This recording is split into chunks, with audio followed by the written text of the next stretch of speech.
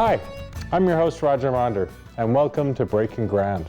Today we're going to touch on the role the government plays in agriculture. We're back in Labrador again with a visit to the farm of Joyce and Frank Pye. Their story is one of dreams and determination. At one time they had a vibrant organic vegetable farm near the town of Happy Valley Goose Bay. But not too long ago, they received the terrible news that the land adjacent to their farm was contaminated. Well, it spelled doomed for their 20-year-old operation. But with help from the government, new land was made available and a tractor provided to help clear the land. The results were very surprising. We all know how unique this province is. We have the Labrador Retriever, the Newfoundland Dog, and the Newfoundland Pony. Well, you can add 3 species of sheep to that list, and Munyon Reid of Chapel's Arm is very much committed to their preservation. But don't think that this is just a story about preservation. From experience, Munyon can tell you that there's money to be made from raising and selling Newfoundland sheep. On our interview segment, Monique Tobin will chat with Kathy Dunderdale, the Minister of Natural Resources. Her large portfolio includes oil and gas, but she strongly feels that agriculture can play a large part in keeping rural communities alive and well. And she wants to remind farmers that there are many government programs that are there to help. Now, why wouldn't you stay tuned? We'll be right back after these short messages.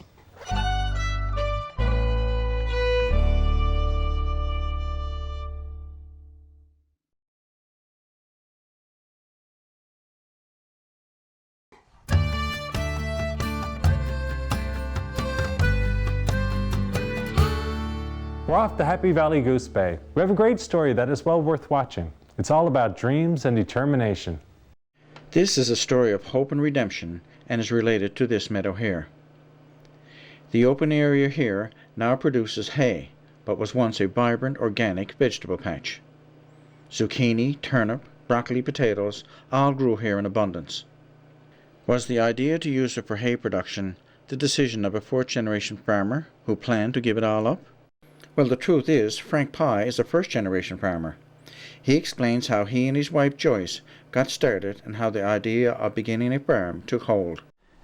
For a couple of winters, I was having trouble finding a good supply of firewood for a wood stove in the house.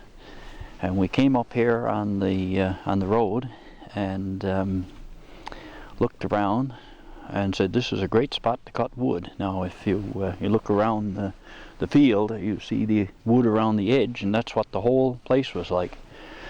The only way we could go in on it and have some privacy was to apply for it as an agricultural lease. So we took a 6.5 acre agricultural lease, cut firewood, cleared off a couple of acres of land, and put some potatoes and strawberries into it. And it's everything we've done has grown since that. Neither my wife nor I were farm background, but we found we liked it, we enjoyed it, and it has grown. It's not that we built it, it has grown to what we have now. The future for vegetable production and the marketing of those crops knew no bounds, for one simple reason. Everything we grew, there was always somebody wanting to buy it practically before it was grown. And that's been the situation here continuously. You can imagine the difference between produce that's shipped from God knows where down in the United States or somewhere else in mainland Canada and having it trucked in as compared with being able to take it out of the ground right here on the field. And the community is just full of people who want fresh produce. Still after 20 years of farming, both Frank and Joyce Pye still get excited about growing fresh produce on their farm. But in their 20th year, they received bad news. In a move to ensure the health of local residents who bought vegetables from nearby farms, the Department of National Defence asked the provincial government to stop agricultural expansion. Frank explains. About 4 years ago, the Department of National Defence realized that they had some very serious problems with the contamination that had been left by the American base, by Canadian operations over past years, and they basically did 2 things. They planned to do an investigation to find out what's actually in the ground and in the groundwater here, how much oil has been spilled over the years.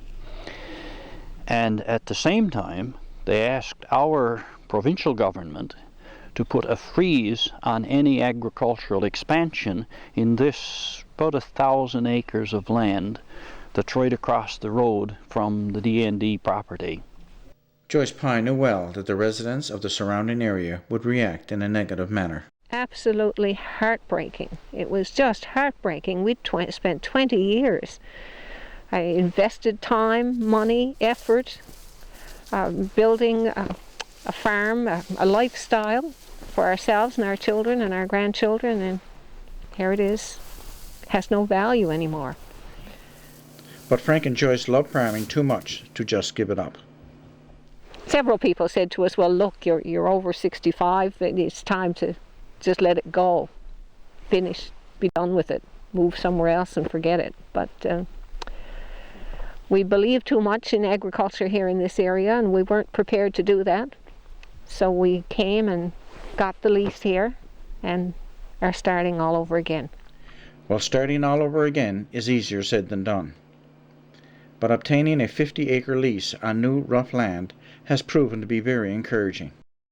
Last spring, we hadn't even plowed the land. We'd had it rough cleared and we threw on a bit of lime. It wasn't plowed, it wasn't worked, but I just couldn't have a season with nothing growing.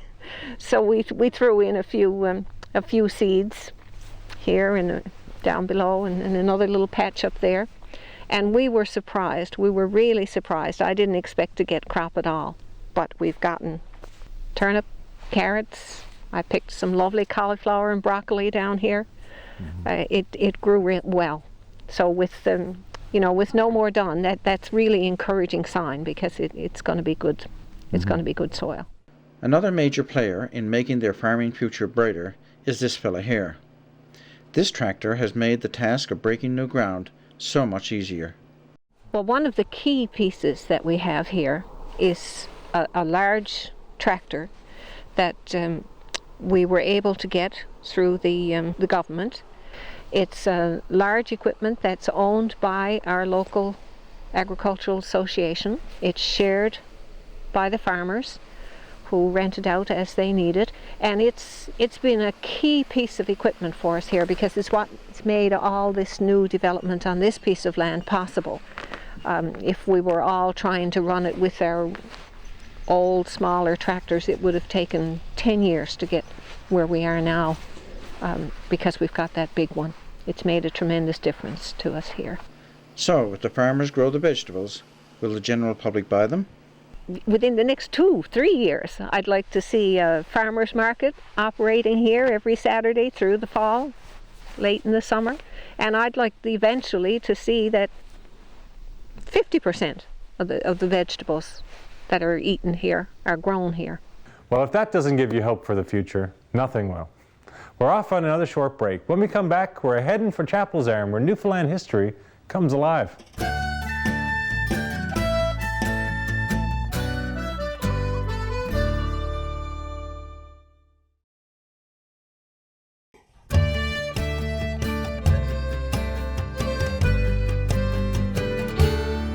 Munnan Reid is here to remind us of another piece of Newfoundland culture that is well worth holding on to.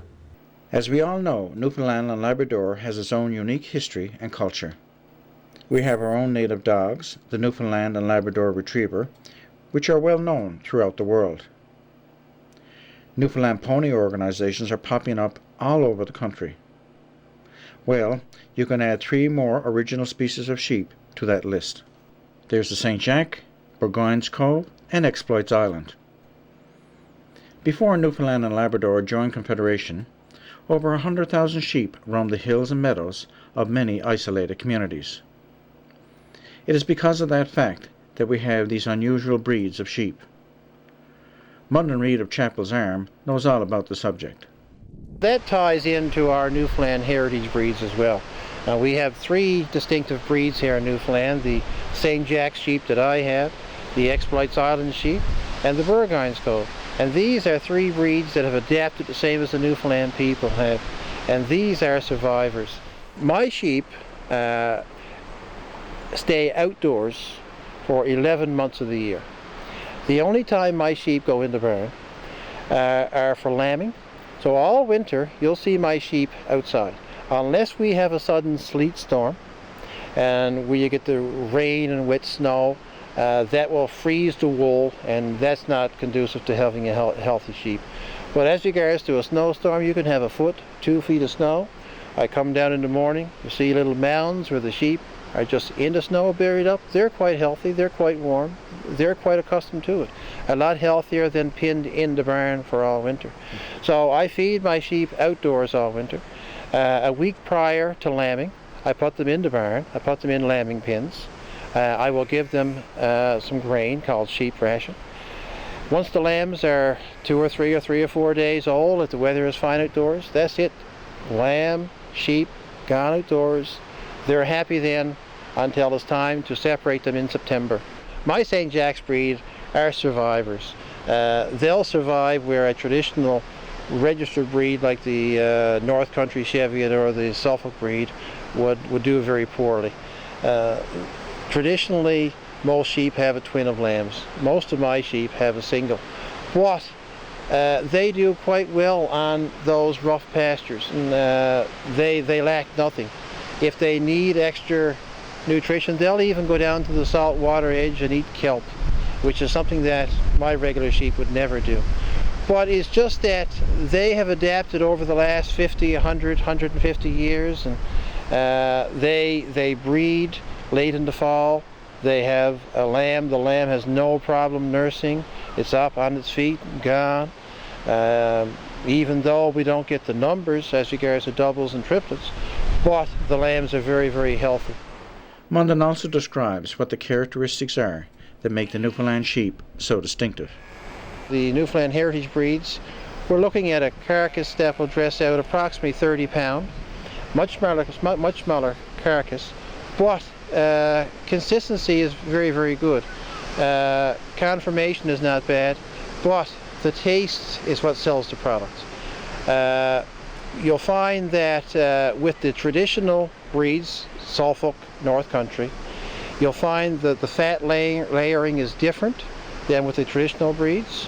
You'll find that the meat to fat ratio is much greater, less fat content, and I find that the majority of my clients, and I usually market 120 lambs every year of different breeds, but I find that the people that get the local breeds have nothing to complain about. Obviously, keeping these unique Newfoundland breeds alive and productive is very important, and Munden Reid recognizes the fact that he is not alone in preserving these animals.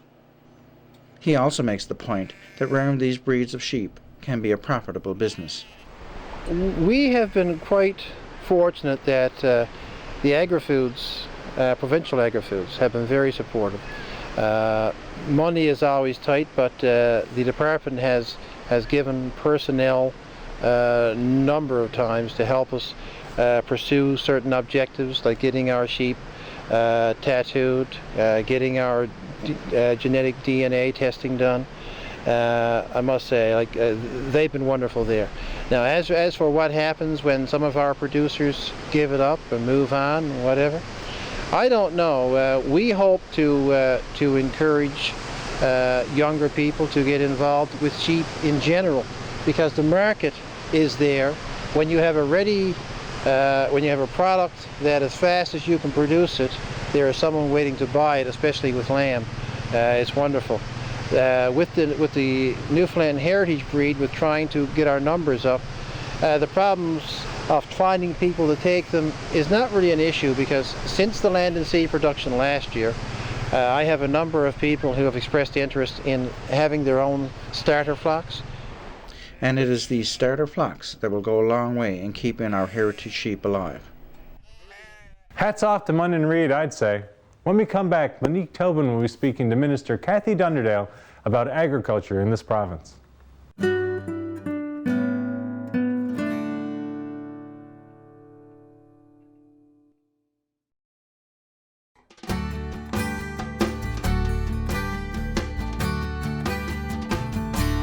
Now we have Breaking Ground reporter Monique Tobin speaking to Kathy Dunderdale, the Minister of Natural Resources. How important is the agriculture and agri-foods industry to Newfoundland and Labrador?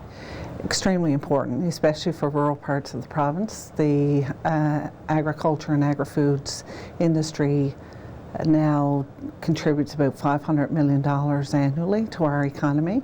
In terms of employment, that comes out to about 6,200 direct and indirect jobs, so extremely important to the economy of the province.